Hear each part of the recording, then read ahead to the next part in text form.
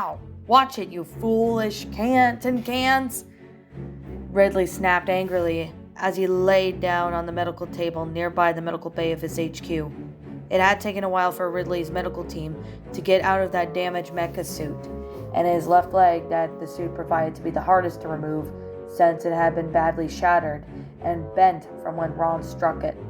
Once the left leg of the suit was fully removed, the full extent of the damage one done to Ridley's leg could be seen, and it was a horrible mess. Ridley's foreleg had dozens of sharp metal pieces stabbed to each in deep in the flesh, and the bones had been shattered all the left, while the big metal shard stabbing right through his foreleg entirely. He was currently being tended to by 5 medical robots who were examining his dangerous left leg and removing the metal pieces stuck into the flesh. Ridley only wore off a set of sports-style underpants that the robots continued to examine and extend his injuries. In addition to his busted left leg, Ridley had also had a number of burn marks, cuts all over his muscular body from being smashed around when Ron had lost his temper and tapped into the dark power of his. The medical robots were currently cleaning the cuts and applying the special gel to Ridley's burns, which to cool them off and ease the pain. Yet some of the bigger cuts would have to be stitched up. "Please keep still, my lord. The stitches need to be applied carefully," one of the medical robots said as it stitched up one of Ridley's large cuts. "Don't you dare order me around, you useless piece of pile bolts. I'm the one who gives the commands here, not you or anyone else. Trying to command me again, and I'll have you sent to the recycler units to be melted down into something more useful. Now shut your damn traps and fix my wounds. I haven't got all day to laze around in here," Ridley hissed coldly as he felt the sharp prick of the needle in his skin and his wounds were being stitched up. Although the painkillers had been applied to some areas of Ridley's wounds, they were not very strong, but still caused him a brief amount of pain. Whenever the robots stuck the needles into his flesh, as for Ridley's leg, as a stronger dose of painkillers had been applied to that leg, could be fixed up surgically.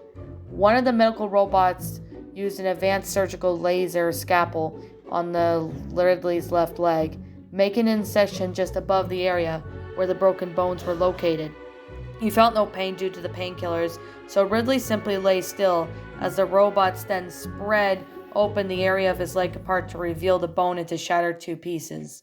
They carefully reset the bones into the correct places, cleaned out some areas of the flesh that had been gotten slightly infected from being exposed to the filthy metal of his suit.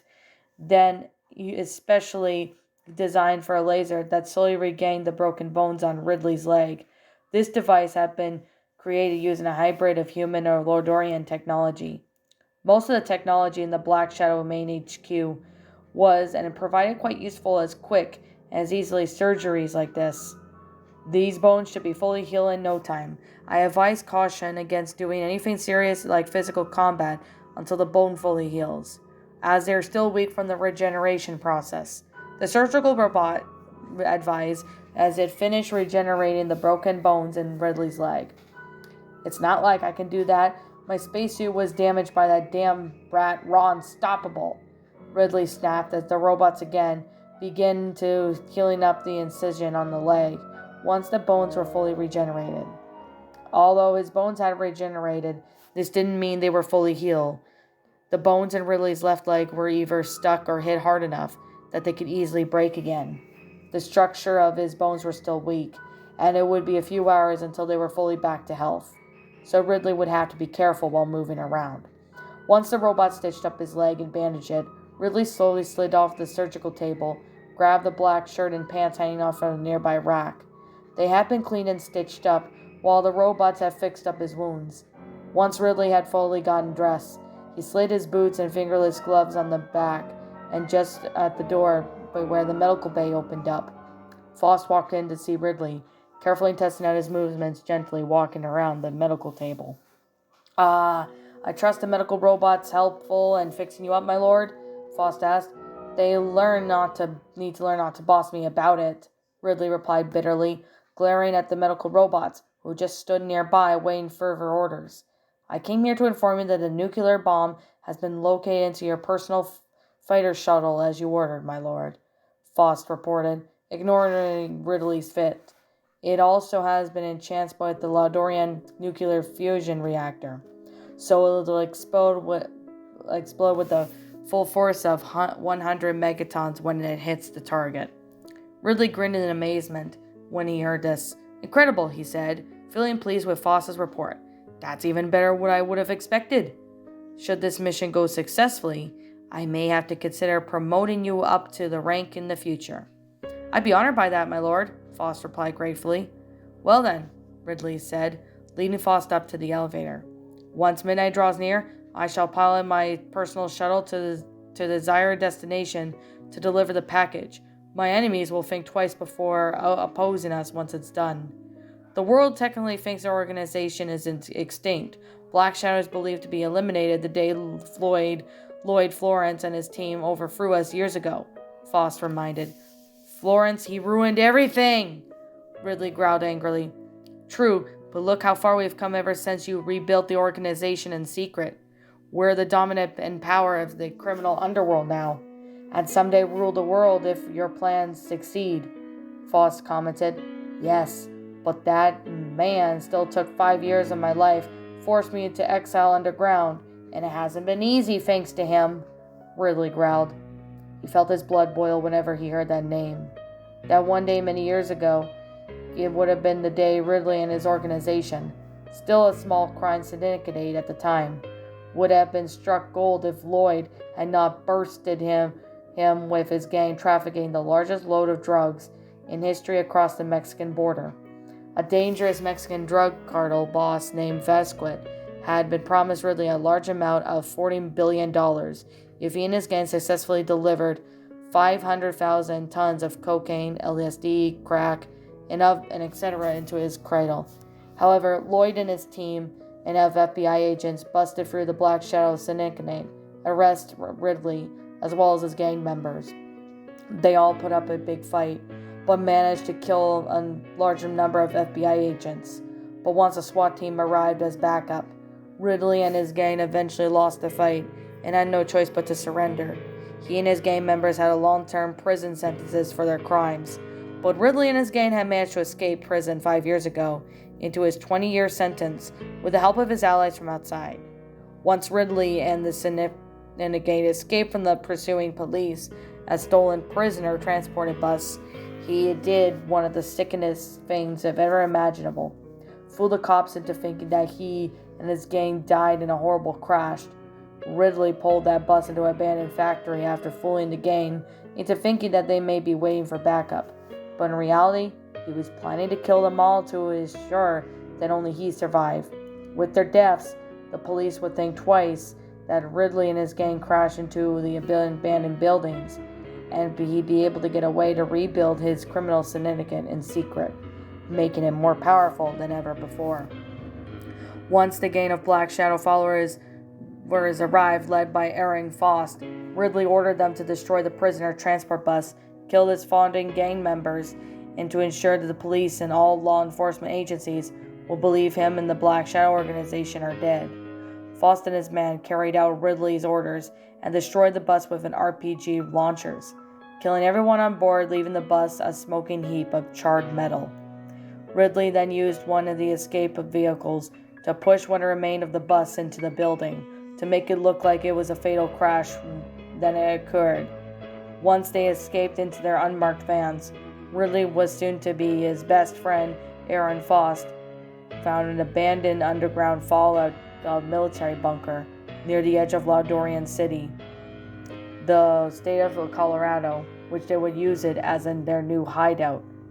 Using their connections with the other powerful, wealthy criminal syndicates, corrupt cops, politicians, and government officials, the Black Shadow had managed to erase their existence from the public, as well as their identities.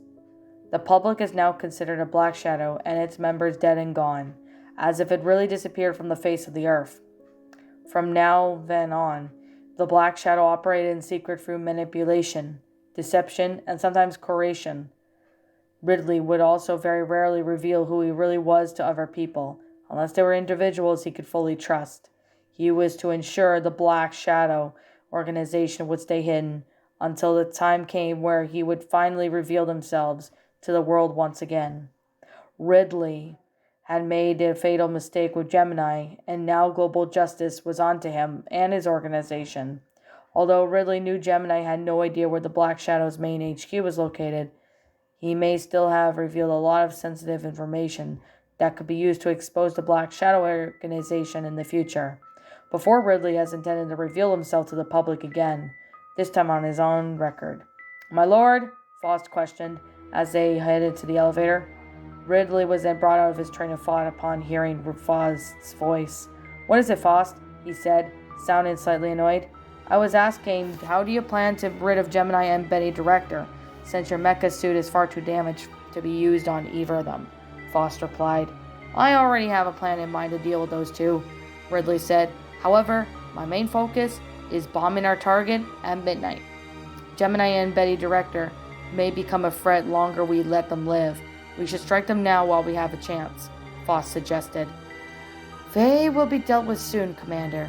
You must have patience. If you are to execute a plan perfectly," Ridley said sternly, "so I advise you not to press me on the matters, as I plan to deal with it. I am the one who has the final say in this, not you. Don't forget where your loyalties lie." "I apologize for my impatience, Lord Ridley," Faust apologized. "I am simply worried that those two may reveal our existence to the world the longer we let them live. Any record of our organization and existence, as well as our existence, were erased years ago, after escaping from that disgusting prison. So it's not like Gemini or Betty will be able to simply expose us that easily," Ridley countered. "They'll have no proof to show the world. We've operated over the years like using fake IDs and false identities.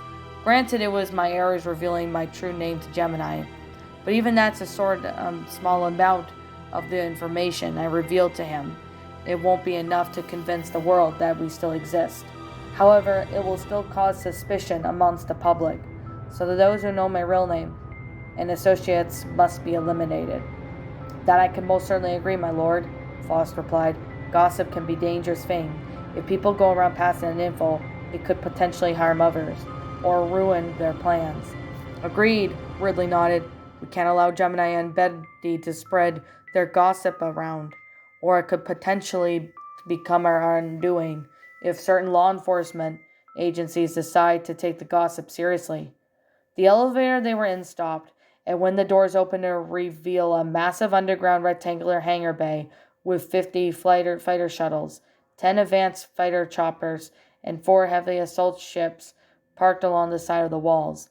Near the entrance of the exit of the hangar bay was a large AR-34 Black Widow class fighter shuttle, along with a long nose and a circular cockpit, with at least long 2 wings standing out to the center. 4 laser arms were mounted just above and below the wings, in the shape of an X pattern. 4 of the super laser cannons were mounted on the sides of the cockpit, with an anti-gravity panels installed underneath the wings and center of the shuttle. This advanced fighter shuttle was Ridley's personal fighter, were mounted on the sides of the cockpit, but which it was painted in black with red stripes, with an hourglass pattern painted on it looking like an hourglass, as on the Black Widow spider. The emblem of the Black Shadow could propel its speeds on a fighter jet. It was equipped on the advanced cloaking device built on using Lodorian technology that could surrender to the fighter invisible, and the only burned out of their main reactor, effectively destroying the shuttle, while the other shuttles had similar designs to Ridley's AR-34 fighter shuttle. His war was far more advanced and more powerful than giving Ridley a better advantage to other enemy fighters. 2 human workers were in the process of moving a large alien-looking like missile towards Ridley's fighter shuttle on the Hoover cart, catching Ridley's attention once he got close enough. "I presume this weapon is being loaded onto my shuttle?" Ridley asked the 2 workers who saluted him once they took notice of him. "Yes, my lord. Me and my assistant were just loading onto the missile bay in your shuttle," the worker to the right said. "It's fully operational and ready to launch Lord Ridley, the left worker responded. Ridley gazed down at the large, imitating-looking nuclear missile right before him. It was painted in black with a red nose cone and red wingtips. Ridley placed his hand on the missile, running his hand down the smooth metal with an evil grin. "Good," he said, sounding very pleased. "Carry on, and be sure that it's fully secured for the attack later tonight." "As you wish, my lord," the two workers said in an illusion, then carried on with their work. The small missile bay underneath the belly of Ridley's AR-34 had been opened up to reveal a larger missile shot in the center of the small left and right missile shots. Each shot would hold a variety of different missiles, ranging from concussion missiles, incendiary missiles, EMP bombs, and even nuclear missiles if Ridley desired. However, the large missile in the slot in the center could hold a single powerful nuclear bomb capable of destroying within an entire city or even a continent, depending on how many of the megaton forces it used. In this case, the nuclear missile was being loaded onto the shovel, not only infused with plutonium stolen from the plutonium plant in India, but also an antimatter fusion reactor built using the Lodorian technology, giving a bomb force over 100 megatons that easily made it most powerful, destructive weapon on Earth, capable of wiping it out, the whole continents within a matter of minutes. The fallout radiation left behind would also ensure that the land had been scorched would remain uninhabitable for the next several thousand years, unless it was cleansed using Lodorian radiation scrubbers that the U.S. military had recently developed, using a hybrid of human and Lodorian technology. That wouldn't really matter much to Ridley, though. He only cared about one thing. It was destroying his target. "By the way, Lord Ridley, mind me in the asking where you'll be sending these to flying into at midnight," the left worker said as he helped his partner load a missile onto the loading chamber of Ridley's shuttle. Ridley then glanced over at Faust, who didn't seem to have a problem with that question being asked. He then turned his head to the worker and said, "The one will take place in the pathetic ninja girl where Unstoppable's best friend lives. She and her other kin have been quite a trouble with my other fractions over for Japan for quite some time now, and now I'm grow tired of it. So I plan to end it with using my weapon of mine." Both of the workers stopped what they were doing, and both glanced at the leader in shock. "Wait, you mean the land of the rising sun?" the worker said. Ridley grinned. "Yes, and as soon as the clock hits midnight, I shall send this nuclear fusion bomb right at the heart of Yamamochi, where the hidden ninja village resides. And once it explodes, it'll take out the Yamamochi half of Japan, island of Japan with it." Both of the workers looked very unsettled, and the idea just glanced over at each other with concerned expressions. "That sounds pretty serious, my lord," the right worker said nervously. "Yes, but it is necessary if we wish to one day claim this world for ourselves. Fear here is the main weapon that the Black Shadow shall use to gain power, but all of our adversaries must be eliminated to ensure that no one can oppose of us. The Yamamochi is one of them, and then Kim Possible and Ron Stoppable will be next," Ridley explained, then glanced over at the closed bay doors. Japan had once had a taste of the nuclear bomb's destructive power 66 years ago, and now it will taste once more. However, there won't be any mere cities that will get leveled by the bomb's wake. It will be half the entire island. The workers hesitated for sheer horror and madness of Ridley's plan. This was quickly caught Faust's attention. "Why are you two hesitated? Go continue with your work and don't keep Lord Ridley waiting," Faust barked.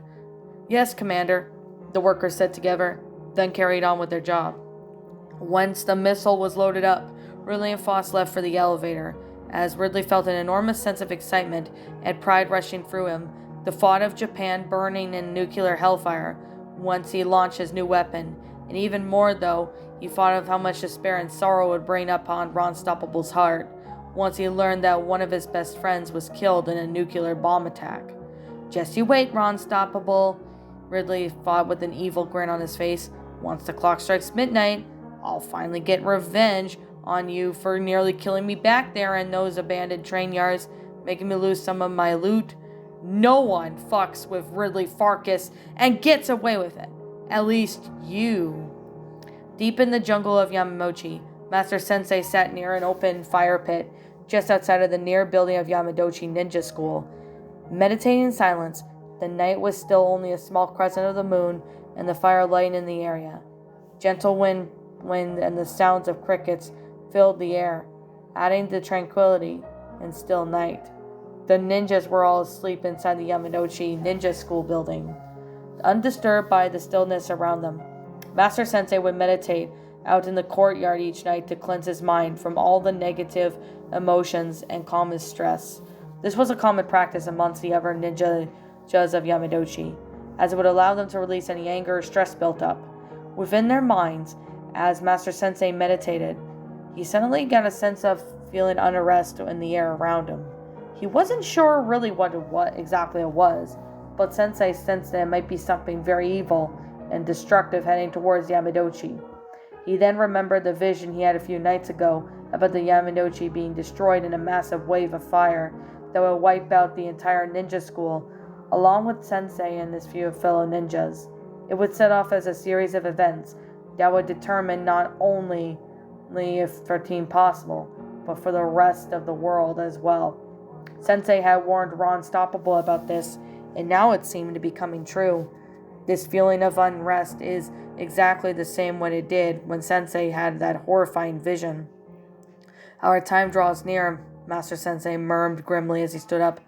I must warn Yori. She mustn't be allowed to perish with me and the others. As Sensei headed inside the ninja school, he glanced at a nearby grandfather clock near the door that read 11:58 p.m., 2 minutes to midnight.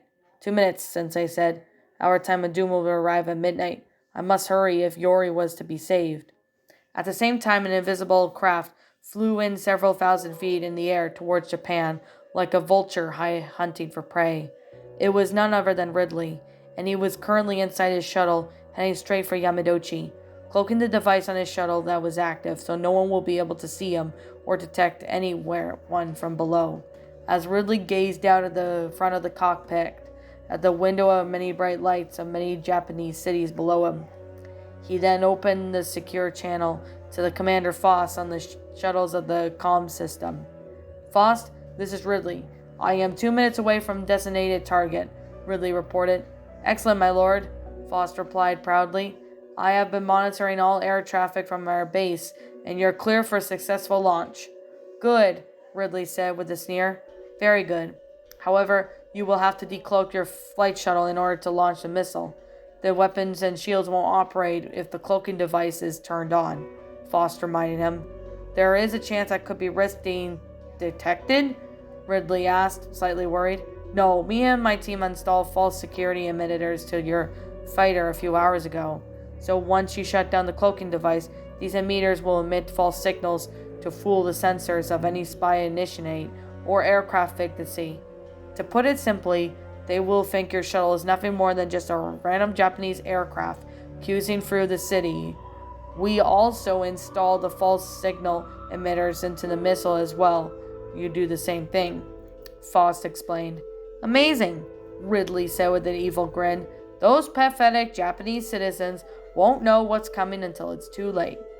Indeed, Faust replied. I look forward to seeing you a success, my lord. As Ridley was about to respond, his GPS beeped. Looks like I've reached my target zone, Ridley said, sneering as he prepared to deactivate the cloaking device. Deactivating the cloaking system. Ridley then tapped a few buttons on the control board on his right, and the cloaking device shut off. Then the false sensor emitters kicked in as he powered up the shuttle's weapon system. The missile bay doors opened underneath it and the shuttle, as Ridley, armed with the nuclear fusion missile, targeted Yamadochi. Once the target was locked on, Ridley grinned as he reached over to the missile control board to his left, flipped over a small door with a large red button inside. That button was to launch the missile and send it soaring towards the target. Ridley placed his finger on the button and said, Feel the wrath of the sun. And with that he hit the button that would seal Japan's fate. The nuclear fusion missile powered up, then flew out of the missile bay towards Yamadochi. Below, as Ridley quickly powered down the weapon system and reactivating the cloaking device. Once his shuttle was invisible once again, Ridley quickly spun around and pushed the engines to maximum impulse speed. Once he was enough far away, Ridley put the shuttle into the hover mode as he could observe the chaos that would soon follow down below. Meanwhile, down in the ninja school, Master Sensei had already awoken Yori and alerted her of the dangers he sensed. He also handed Yori the lotus blade, and he told her that she needed to get as far away from Yamidochi as possible. "But Sensei, why you must stay behind? What about our students?" Yori protested. "We never get far enough anyway," Master Sensei replied. "My vision foretold that you're the only member of this ninja school that would survive. And I believe that person is you, Yori. You must get as far away from that place as possible. And if possible, you may need to flee Japan altogether. My vision had warned me that half the island will be wiped out by a massive wave of fire, which I now believe as the nuclear may strike." Yori felt her heart almost dropped. A nuclear strike on Japan? Who would do such a thing? Yori wasn't so sure if any of the villains or her two friends Kim and Ron faced a past that would go that far, but it's clear that someone had very dark intentions. "That's impossible," Yori stammered in disbelief. "Something like that hasn't happened over 66 years. Who would do such a horrible thing like that?" "I don't know," Master Sensei replied. "But what matters right now is that you survive. And as your master, I order you to take this lotus blade and go. If my guesses are correct, then nothing in this area will survive once the dust settles. And if you die, last of Japan's ancient ninjas clan will die with you. Your survival is to ensure our clan survives, even if you're the last Yamidochi ninja." Yori felt her heart sink as she began to grasp the gravity of the Master Sensei was telling her what to do. She had to doubt him before, and she certainly wouldn't doubt him now. While Yori was desperately hoping Sensei would be testifying her emotions, she knew deep down she was only fooling herself. Master Sensei never lied to Yori before, and she knew he wasn't lying about this.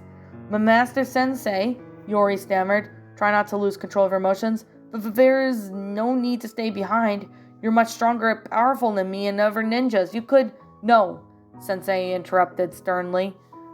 Even with my abilities, I wouldn't make it. Our other students would also not be able to get far enough from the blast. But with the abilities I have taught you, you have so much better chance of escaping." "But where would I go? This place is my home," Yori asked, almost on the verge of tears. "And who would I pass our knowledge to? By the time I believe you find a disciple worthy of your teachings," Master Sensei replied. "You will know when the time comes. I understand this is a very trailing time for you, Yori, but if you don't do this, then any hopes of the Yamidochi clan's survival will be lost forever. You are the clan's only hope for a better beginning in the future." Yori could no longer contain her tears as she could, knowing that Master Sensei was telling the truth. His visions were never wrong, and even if the clan had a future at all, it now rested upon their shoulders. Yori had quickly embraced Sensei as she let her tears flow. "Master Sensei," Yori sniffled, "you have been like a father to me since I was a child. Please don't leave me."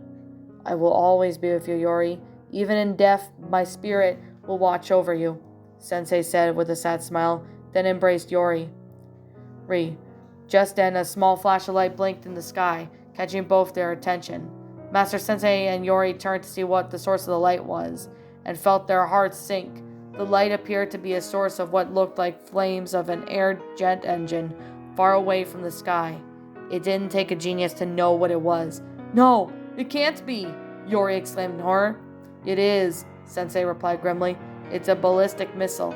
You must go before it hits." Yori bowed down and said, "Thank you for all you've done for me, and you'll always remain in my heart until the day my life ends." "It has been an honor to teach you, Master and Father," Sensei replied. "You must leave now before the bomb hits." He quickly handed Yori the lotus blade and told her to run as fast as she could. Yori hesitated for a moment, but after glancing the missile at the sky again, which got closer every second, she then turned and began running as fast as she could. The female ninja ran out of the school and stepped faster than a cheetah, using her newly ninja speed ability taught to her by Sensei. Yori's tears didn't stop as she ran, leaving Yamidochi Ninja School behind, along with all of her other ninja friends. All doomed to die in the hands of some unseen evil, was heartless enough to burn the island of Japan with a nuclear hellfire. Yori raced through the jungle, much faster than she ever run before. But when she glanced up back at the school, she saw the missile was closer than ever, and from what Yori could tell, the missile appeared to be targeting the main city of Yamadochi. It was several miles from the ninja school. Even then, if it was a few miles away, the school would never survive once this missile hits. The destructive power of it would unleash the scorch of the earth for miles, leaving fallout radiation in its wake. In a matter of seconds, Yori had crossed through the jungle and came across a long half-salt road with a guarded trail near the edge in a sheer drop about 50 feet down into the sea. She rushed towards the road as quickly as she could. Then she caught a glimpse of the missile in the distance. From where Yori stood, she could see the main city of Yamadochi several miles away, and speeding right down towards it was a missile, which it looked too small to see clearly from where Yori was standing. Yet, a bright trail of its thruster could make it easily noticeable. Yori knew even that from a distance was currently stood. She wouldn't be able to avoid the blast, so she quickly began looking around for any hopes of escaping coming doom. Yori's eyes fell upon a manhole cover just in the middle of the road. Realizing it was her only option of escape, she ran down towards the manhole, covered it, and pulled it up, struggling first since it was heavy, but eventually she got it all the way open. As Yori began climbing down in the dark manhole below, she turned back to hear the city one last time to see the missile striking it head on. A bright, blinding flash of white lit up as the night sky like a sun. Then Yori heard the most deafening explosion she had ever heard in her life erupt from the air. Then the ground shook violently as a massive mushroom cloud could be erupted into the air. Then when Yori saw the emotion waves of fire heading in her direction, she quickly scrambled down the manhole and pulled the thick metal cover back over it. Sealing the entrance, Yori then slid all the way down a metal ladder into the darkness until she felt the ground begin to quake violently. Growing stronger every second, she knew this meant fiery shockwaves were almost upon her, but she quickly tried to navigate her surroundings. From what Yori could see, there was a thin, watery passageway that was dimly lit with a set of lights, and the walls that each went down the pipeline to a corridor. Yori guessed that this must have been a water treatment passageway. Over some of the quakes that suddenly grew violent, that she was knocked down to the ground. When the manhole cover far above her suddenly glowed red hot as the metal of the nuclear blast wave just passed, and just above outside world has quickly become. It then died down, and the lights of the pipe in the corridor flickered several times before returning to normal.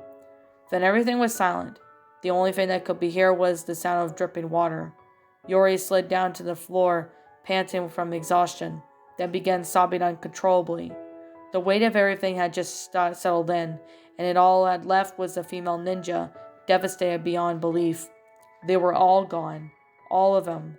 Master Sensei, the Yamadochi ninjas, and so many other incidents dead. Yori didn't even know how far the extent of the blast had been, but she knew for a fact that all the deaths toll would be over thousands. That nuclear missile had exploded right in the center of the city, claiming the lives of who lived there. If there were any survivors that managed to avoid the blast underground, such as the subway tunnels, they wouldn't last long once the fallout radiation set in. The biggest question on Yori's mind was, who was responsible for such an evil attack? Master Sensei, he didn't really know the answer, and he was sure no one else knew either. Yori didn't know what to do for the moment. Although her mind was such an emotional mess, so all she could do was cry herself to sleep. Right before Yori fell asleep out of sorrow and exhaustion, she thought of Kim Possible and Ron Stoppable, and she wished they were there with her. "Sensei," Yori sobbed softly, right before she passed out on the wet, stony floor.